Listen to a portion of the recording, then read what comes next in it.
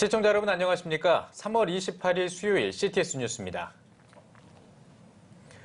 지난 월요일에 문재인 대통령이 정부 개헌안을 발의했습니다. 38년 만에 대통령 개헌안이 발의된 가운데요. 이번 개헌안에는 90여 개 항목의 헌법 조항을 수정하는 내용이 포함됐습니다. 이를 두고 교계 보수권을 중심으로 한 우려의 목소리가 높습니다. 보도에 박세현 기자입니다.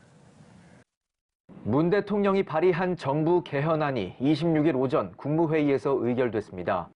대통령의 개헌안 발의는 지난 1980년 전두환 전 대통령 시기 이후 38년 만입니다. 이번 개헌안은 지방 분권과 경제민주화, 토지 공개념 강화 등을 포함해 90여 개 항목 헌법 조항의 수정 신설이 포함됐으며 문 대통령은 민심을 헌법적으로 구현하고 대통령의 권한을 내려놓기 위함이라고 이번 개헌의 취지를 밝혔습니다.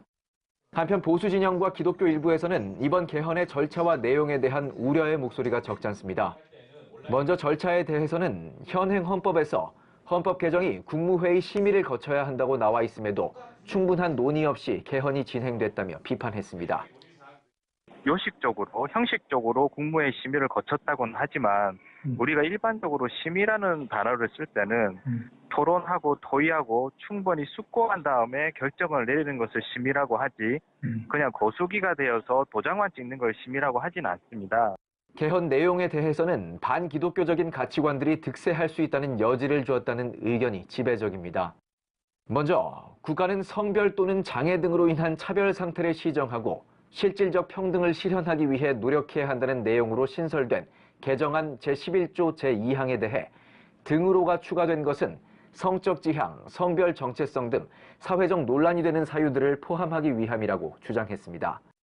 또 25조에서 18세 이상 국민의 선거권을 보장한 데 대해서는 고3 학생들이 선거권을 가지게 되면 학생 인권조례 제정 지지 선동에 휘말릴 가능성이 있다고 우려를 표명했습니다.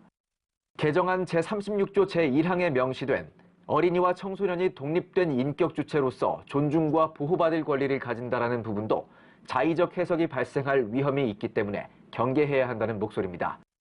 일부 지방자치단체의 학생 인권조례에 근거해 아동과 청소년의 임신 또는 출산, 성적 자기결정권까지도 존중돼야 한다고 주장할 위험이 있다는 겁니다. 제1조의 지방분권국가 선언에 대해서는 지방마다 동성애와 동성혼에 대한 주장을 담은 지방인권조례가 차별금지법에 상응하는 영향력을 가지게 될 것이 우려된다며 이는 전체 국민의 큰 갈등을 초래할 것이라고 반발의 입장을 밝혔습니다. 또 개정된 42조 2항에서 국가는 국방의 의무를 이행하는 국민의 인권을 보장하기 위한 정책을 시행해야 한다고 기록된 부분의 경우 군형법의 동성애 처벌 조항을 폐지하고 군대 내 동성애를 합법화하는 근거로 악용될 가능성이 있기에 매우 우려한다고 덧붙였습니다. 이뿐 아닙니다. 헌법의 대상이 되는 주체가 국민을 넘어 전 세계인이 됐으며 국내 이슬람 확산의 길을 열어줄 수 있는 근거를 제공했다는 우려입니다. 개정안은 10조에 모든 국민은 인간으로서의 존엄과 가치를 가진다는 항목에서 국민을 사람으로 바꿔 헌법이 대한민국 국민을 넘어 세계인을 위한 헌법으로 해석될 소지가 있다는 지적입니다. 또 9조에서 전통문화의 계승발전과 민족문화의 창달에 노력해야 한다는 문화적 다양성을 증진시키는 부분이 추가돼 이슬람이 국내에 들어오는 길을 열어줄 우려가 있다는 부분을 지적했습니다. CTS 뉴스 박세현입니다.